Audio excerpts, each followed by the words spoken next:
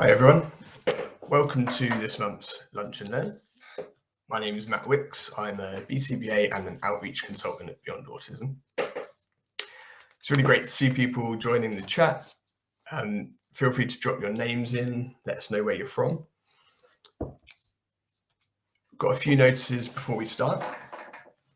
There will be a recording of this available. We're going to email that out to everyone afterwards. Any comments and questions you've got, please put them in the chat. And then at the end of the presentation, I'll have a chance to answer those questions. Also, if there's anything you think of afterwards or you don't get a chance to ask or you don't want to ask, feel free to email me after and I'll try and get back to you. All the contact information will be available at the end of the presentation. There's also going to be downloadable handouts, useful information and resources. I'll refer to those as we're going through. They're going to be pinned into the chat as well, so you can click on them and download them at any time.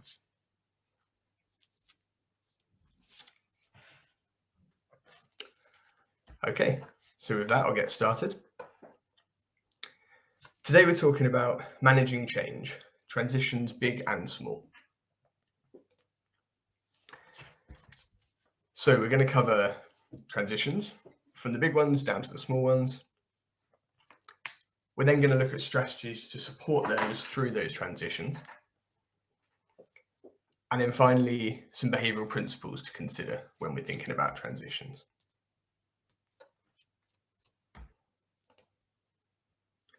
So let's talk about transitions.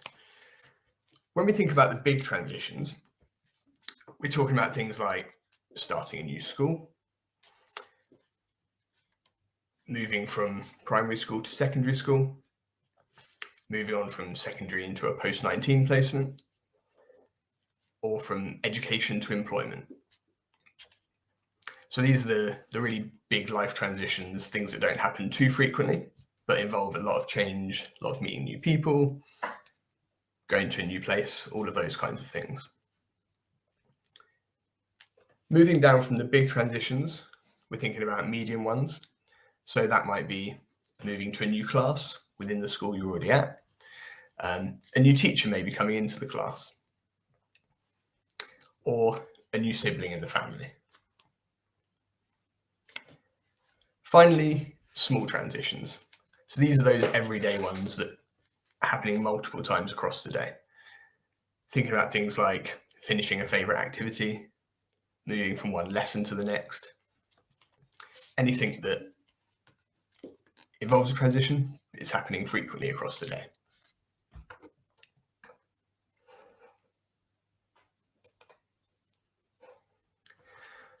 So we know what the transitions are. We need to think about what strategies can we put in place to support someone that might find going through those transitions quite difficult. There are lots of things we can do to help. In general terms, it's always important to plan ahead. So we want to be proactive and not reactive. We always want to weigh in favour of the proactive strategies that we're thinking about. That's doing as much as we can, planning, preparation before the transition occurs, and also before behaviours that challenge occur. If we do this, then the likelihood is it's much less likely to lead to behaviours that challenge, and then the reactive strategies that may have to happen afterwards are not as relevant. We also need to always be thinking about how we're individualising whatever we do to the individual that's important. No strategy is a one-size-fits-all, and this is one of the hallmarks of behaviour analysis. We focus on the individual and what matters to them, and therefore whatever strategy we put in place is going to be based on their wants and their needs. Finally, we need to think about adapting the environment. So how are we setting up the individual to succeed? We're not looking to change an individual, but what we can do is make changes in the environment, either that they're currently in or the environment they're going to be going to. And this really helps to, like you say, set them up to succeed.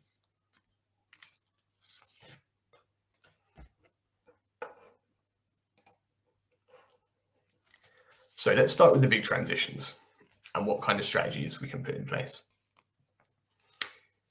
Person-centered plans are really important for capturing everything that's relevant to the individual. They keep the individual at the heart of the transition, and it's not an assessment, but it's a way of looking at everything that might be useful, things that are important to the individual, but also things that are important for the individual. A PCP is a working document, so that means that it's never really finished. New things might come to light as the person progresses through their life, new likes, new interests, new strategies that might be helpful for them. And the PCP can be constantly updated and added to. And then everyone that comes into that person's life or is supporting them has that document with all the relevant information, and they can use that to inform their choices and their decisions and what they do to support that person. The multidisciplinary team is really important as well, that network around the individual. So it's all about everyone working together. That could be teachers, social workers, speech therapists, occupational therapists, transition workers, everyone that's going to have an input. And then when it comes to those important transition times in someone's life, for example, moving on to adult services, someone from adult services can attend the annual review, and then they're giving their input and their expertise at the relevant time. What's important about that is we prevent multiple meetings having to happen, meetings happening where we can't answer all the questions we need. If someone's going to transition, for example, to secondary school, and that secondary school has been named, maybe the SENCO could come to the meeting, and then they can answer the relevant questions. They can put the appropriate things in place in advance. So thinking back to our being proactive.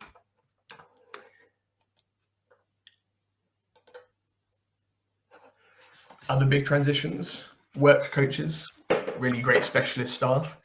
If someone's moving into employment, then having a work coach to help them settle into a new job, or a work coach to help the employer to make reasonable adjustments. This specialist staff member can help in these ways to make sure that transition into work is successful. And again, setting up the individual to be successful. Transition visits can also be vital. Planning in advance. There's no limit to how many transition visits can be done.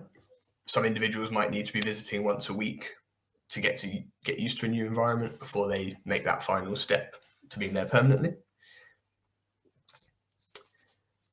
It can help to reduce anxiety. There's lots of unknowns going to a new location. Having a chance to visit there with maybe a current member of staff who you're comfortable with. Also, identifying problems and solutions. It might be that on the transition visits, it's noticed that there's a one-way system that someone has to follow. So being able to know that in advance can help them prepare. Also solutions, you might be able to identify a really great space that can be used as a breakout space. So by having that transition visit in advance, those things can be put in place and really set everyone's nerves.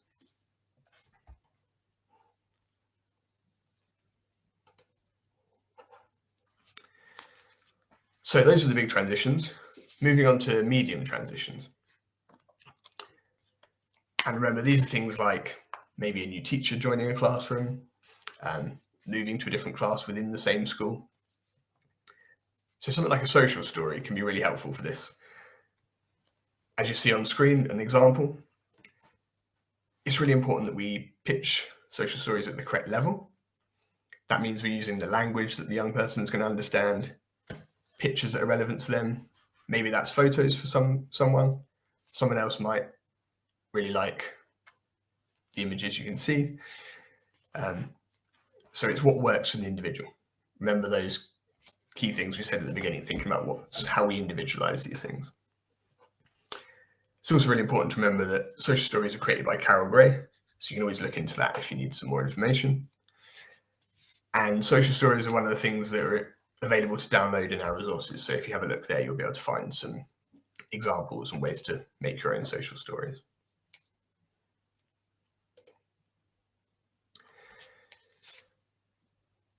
Other medium transition strategies, social skills interventions. So if a social story on its own isn't enough, we might look at building in some targeted social skills sessions into a young person's timetable, helping them learn the individual skills that are needed to navigate a difficult transition. For example, working on conversation skills, ways to make friends if you're moving into a new class, social rules such as where do you sit on the carpet when you've gone to a new class, things like that. Additionally, pairing is really important. A lot of these medium transitions we talk about involve meeting new people. For example, the new teacher joining a class. So for that new teacher, spending some time getting to know individuals in the class that may find those transitions difficult can help them to get to know the person and the young person getting to know the teacher as well. By spending time working on this pairing and building those relationships before the big transition occurs, it's another way that nerves can be settled and the young person can feel more at ease. In general, it's just really good practice to work on pairing before we start expecting difficult transitions or placing demands on a learner. We want to spend time getting to know them, finding out what they like, and having fun.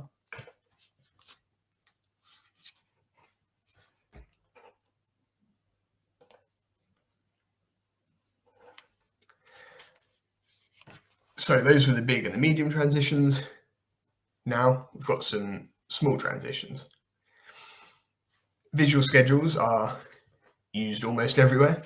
They can be really important, really useful. On the screen, again, you can see an example of a visual schedule. They can really vary in how they look. Some learners might be happy with just a written list of what's happening across the day. For someone else, they might need pictures paired with the words. You can see here that we've split the day into 15 minutes with pictures of what's happening. But again, this can really vary and should always be individualized to the learner. In the download section, you'll be able to find some resources there that you can download, print out, and use at home.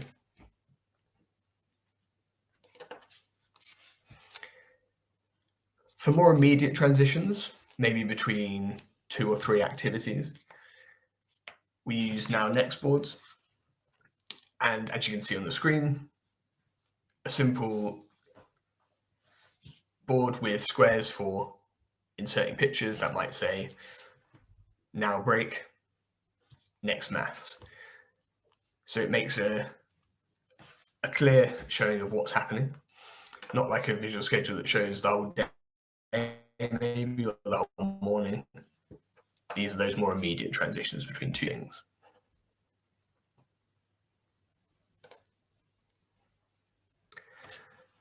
Other strategies for small transitions, timers. A timer can be really useful, given that countdown, acting as a warning that something's coming up. It gives the individual some time to prepare. It's not a sudden stop of what they were doing, especially if it's a really preferred activity, for example, indicating the end of break time. If break's about to finish, instead of it suddenly finished and now they've got to go inside, giving a 5-minute, 2-minute warning can really help with that. And a timer is a neutral stimulus, which takes away the person having to give that instruction. And having that neutral stimulus can make it a bit easier to accept sometimes.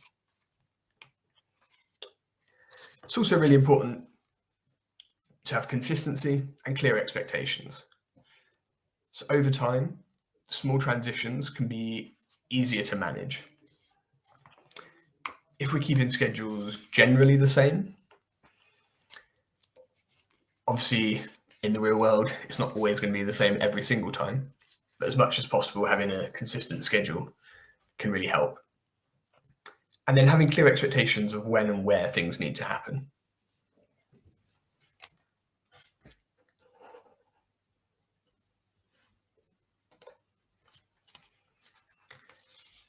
So we've talked about various strategies for the different types of transitions. As a behaviour analyst, I'm always thinking of the behavioural principles and how they will impact on the behaviour we're going to see. So, some considerations for these for transitions from the behavioural perspective. If we think about motivation, it's the key to all behaviour. We want to think about, is the individual motivated to maybe avoid a situation, especially when we think about transitions. In that situation, it might be that a visual schedule actually is counterproductive. So being told that maths is coming up after break doesn't automatically mean that an individual is going to find that an easy transition to make just because they've been told. In fact, being told might indicate, oh, something's coming that I don't want to do. So again, going back to that, thinking about how we individualize our approach, instead of saying that we use visual schedules for everything, if for one learner they find that more tricky, we might need to think of a different way to help them. We also need to think about planning ahead regarding the schedule. When is the least preferred activity happening for a learner? Maybe they find PE really difficult, and PE is normally straight after break time on a Tuesday. If that's the case, maybe for that learner, they need an activity put in between. So they're not going from their favorite thing, break time, straight to their least preferred activity. So again, this is all about thinking about how we're adapting the environment, how we're thinking about individualizing things for that learner. Also, when we come to motivation, we can think about maybe some positives. Is someone really motivated to meet new people? Could that be a focus of the transition to a new school? Thinking about the new people they're going to meet, rather than focusing on the things that might be different to the current environment.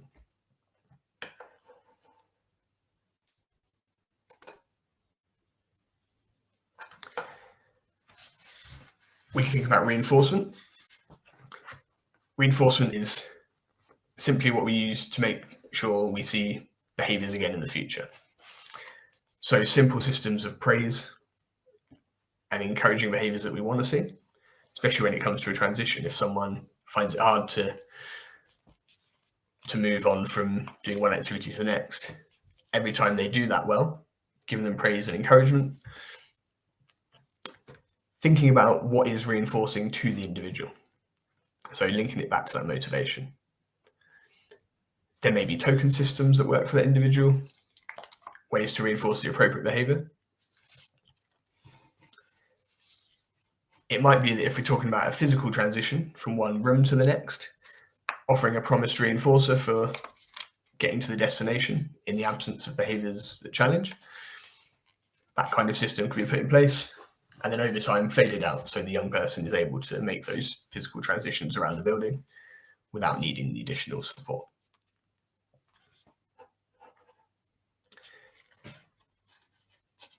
We also always want to think about communication. Communication is vital. Often we can think about behaviors that challenge as communication. So how can we put in something that could teach the individual to communicate appropriately what they need? Maybe they need to ask for extra time on their break. Instead of saying it's now finished and then they run off or they find something hard, they could say, can I have 1 more minute? And then we can honour that, and that gives them that time to adjust and accept that the break is coming to an end, and then they're able to transition smoothly afterwards. We might also teach the young person to be able to ask questions about the new setting they're moving into. There might be a lot of uncertainty about what's coming up. But if we can give them those skills to be able to ask questions, then that can give them the answers they're looking for and help to reduce the anxiety. And finally, we want to think about generalizing the communication skills to new environments. So if someone's got some really great communication responses for asking for breaks, asking to have extra time, if that works in the school they're in, let's make sure we're generalizing that skill to the next environment. Or if there's something that works really well at home, how can we help that person to generalize those skills to every environment so they're supported everywhere they go?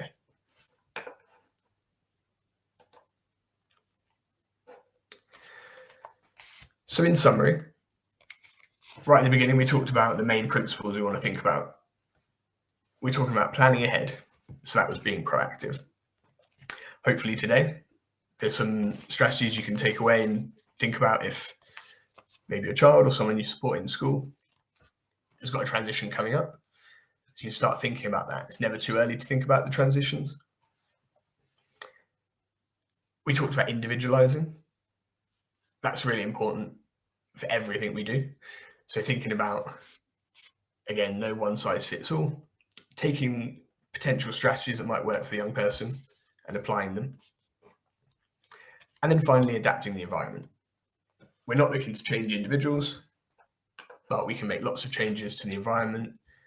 And that includes the people in the environment, how they're responding, making those reasonable adjustments that can make things much smoother for someone. And if these considerations are made, then hopefully transitions don't need to be a challenge.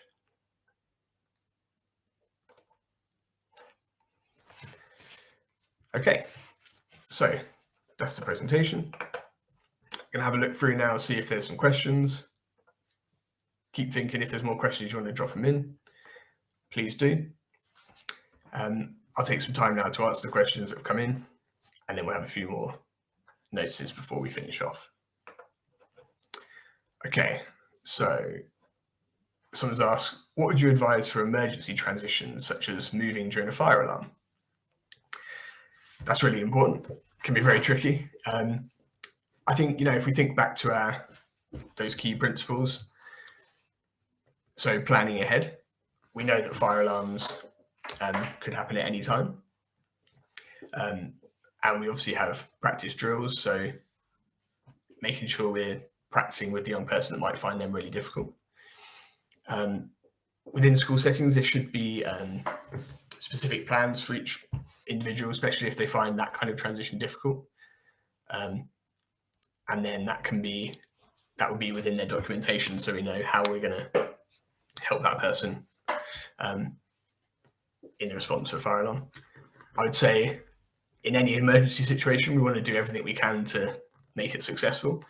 Maybe not something you want to do on a daily basis, so offering as many motivators as possible, keeping things positive, and yeah, just having that practice and really working on the practice outside of the more stressful times when the fire alarm is going off, and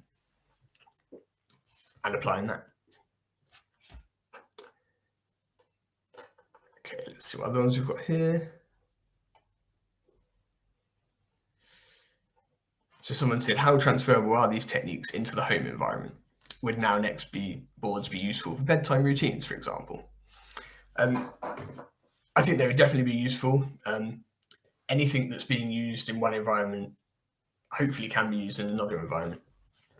I think at home, sometimes our learners can find it difficult if they're used to seeing certain visuals in a school setting and then suddenly they appear at home. It might need to be slightly adapted, used in a different way. But something like that could definitely be used. And I'd always really encourage people to speak to the school, ask for help. Most schools are really happy to send things home that are going to be used. And knowing that sometimes these things might not work straight away, but over time, and like we talked about earlier, consistency, having clear expectations can really, really help. And having that constant dialogue with school or with respite services, whoever it is that is using these things in other environments. So that can really help. Okay. Someone else has asked, how would you manage a transition from a highly preferred activity to a least preferred activity, such as break time to maths, or needing to swap out something fun to less fun? In terms of the small transitions, these are probably the hardest ones, because why would you want to leave doing your most fun activity to go into the least fun activity? So something we can do here is, I think we talked about communication. So instead of just abruptly ending something, teaching someone to be able to ask for more time. Using the timers, like we said, making it a clear countdown so it's not suddenly finished, it's going to finish in 5 minutes. I think being reasonable as well, if we're thinking about playing games on the computer or something, instead of it being an arbitrary, okay, it's finished in 5 minutes, it could be finished when you get to an appropriate point to be able to finish in the game. Listening to the individual and asking them, is there a reason why they can't stop right now? Also, being able to reinforce those decisions with maybe a less preferred activity.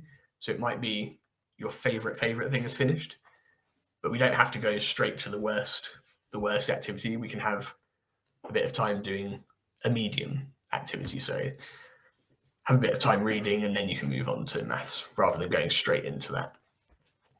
Or the maths lesson might need to be adjusted a bit to have a simple sort of starter activity, help ease in, rather than going straight into practice sats or something that would be far too difficult.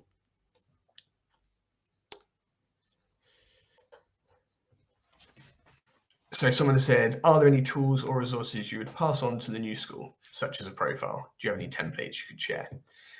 We do have some resources actually online about transitioning to a new placement. We can make sure we include those in the email because they're not currently pinned in the chat. But yes, we can put those in.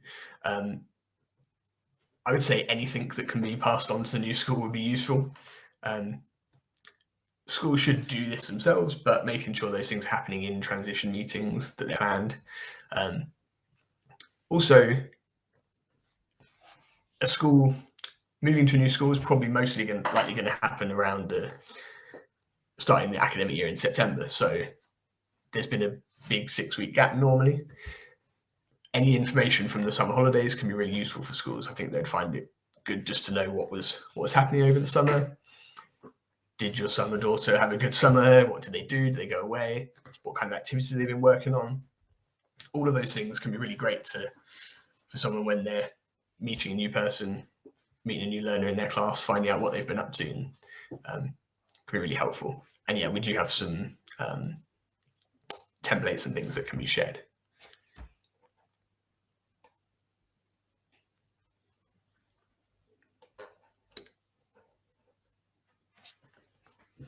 So I've got a couple from private messages as well. It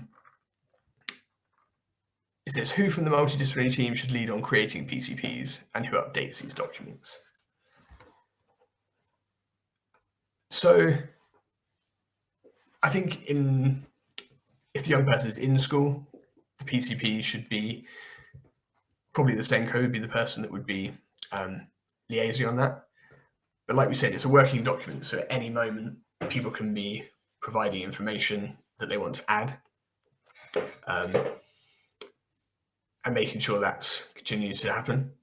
Also, the young person themselves, if they're able to, should have some ownership over this. It's their plan, it's about their voice. We want to make sure that it's using their preferred communication methods, and everything that's relevant to them. But there will be different multidisciplinary teams work in different ways. Different people might take control over that and be in charge. So just making sure that's always clear. I have another message here. Someone saying, This is great, thank you. However, I'm not sure how much it applies to my current situation at home. My son is a non-verbal 3-year-old who's extremely strong-minded and willful. He struggles transition from fun to routine at times, and it's difficult to assess how much spoken language he understands. Yeah, I mean, this can be really, really hard, especially with a young learner. I think we talk a lot about these visual supports, and probably at this age, maybe it's a bit too soon to be using those ones. But thinking about what we talked about with the being clear and concise, it can be quite hard to do the same thing every time. But as much as possible, trying to build that consistency into, say, a daily routine, and of, every day you do wake up and you have a wash, then you have breakfast, then maybe some time to watch the iPad before going to school. And if possible, keeping that the same every day. And it might not be that it's written in a plan and that the young person is having to look at a schedule for that. But by having that regular repetition each day, hopefully that can embed that in and becomes a clear kind of schedule for them. I think it is always going to be difficult when it's moving away from the fun activities to more routine things. I would say one of the most difficult things is that we just need to practice these things. If someone finds something hard, it's giving them as many opportunities to work on it as possible across the day. So maybe if their preferred activity is playing on the iPad and they find it really hard to give that up, instead of letting them have the iPad for extended amount of time, half an hour at a time, it might be every 5 minutes we ask them to finish, we pause it, then praising them, giving an additional reinforcer if they found that, if they've worked through that, and then they get the iPad back. So even they might have it for the same amount of time, it's just there are times within that where they're practicing giving up without having a meltdown or finding that the hardest thing to do in the world. Because it is difficult to give up your favourite stuff. No one really wants to do that.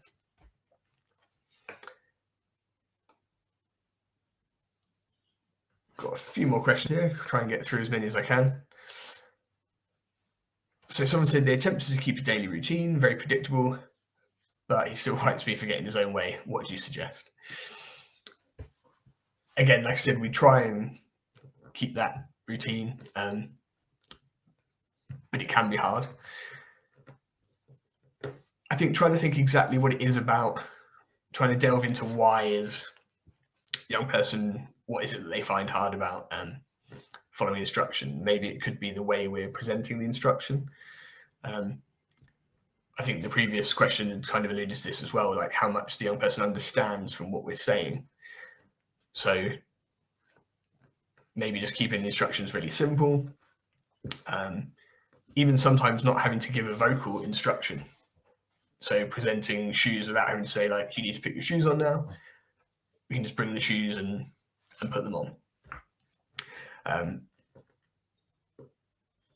With any of these more complex questions and more difficult behaviours, we're always going to, as a behaviour analyst, I'm always going to refer to look for support from another behaviour analyst or from your school. Taking data can really help. So recording when things happen and why, what maybe caused a trigger for some of the behaviours that challenge, and then having support from other professionals can then look at exactly what's happening around that and maybe giving you more targeted advice.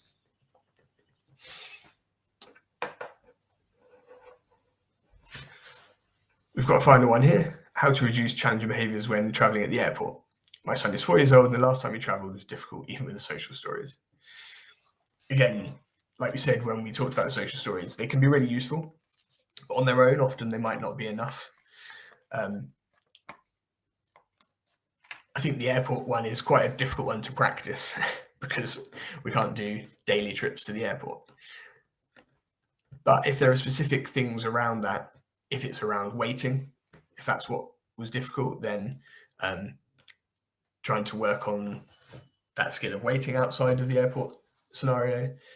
If it's around being around crowds, maybe spending more time in other crowded locations, trying to work on building up tolerance to that. Airports can be quite good at providing extra support as well for if people have additional needs. So contacting the airline that you're traveling with, and sometimes they can give like fast track, not having to queue, maybe the same as everyone else, and all those sorts of things that the airports themselves are making reasonable adjustments for people that need extra support. But yeah, there are a lot of different things within an airport travel situation that can be really tricky. So I appreciate that's a really difficult one. So it looks like that's most of the questions. Like I said, please feel free to email me, to contact us. You'll get the emails with the recordings and everything, so you can reply to that, ask more questions, and hopefully I can answer more in the future. Just going to look at, we've got a few more notices before we wrap up. So the next session is on Friday, the 22nd of April. And the title for that one is My Life in the Future, Ensuring Independence for All. And that's going to be done by Lisa Robinson, who's the head of Post 19. We also have the professional conference in May. And that's back for the second year. Again, you'll be able to find the link to that, hopefully in the chat, or we'll send emails following on from that. Also, our lunch and learns are free. So if you want to help in any way, please do visit our website. There's ways to donate to support us. Finally, as well, when we send the email with the recordings, there will be a link to a feedback form. We'd really appreciate any and all feedback you can give, so we can keep improving and getting better. So thank you so much, everyone, for attending. Like I said, keep asking questions if you've got more, and hopefully we'll see you at the next one. Thank you very much.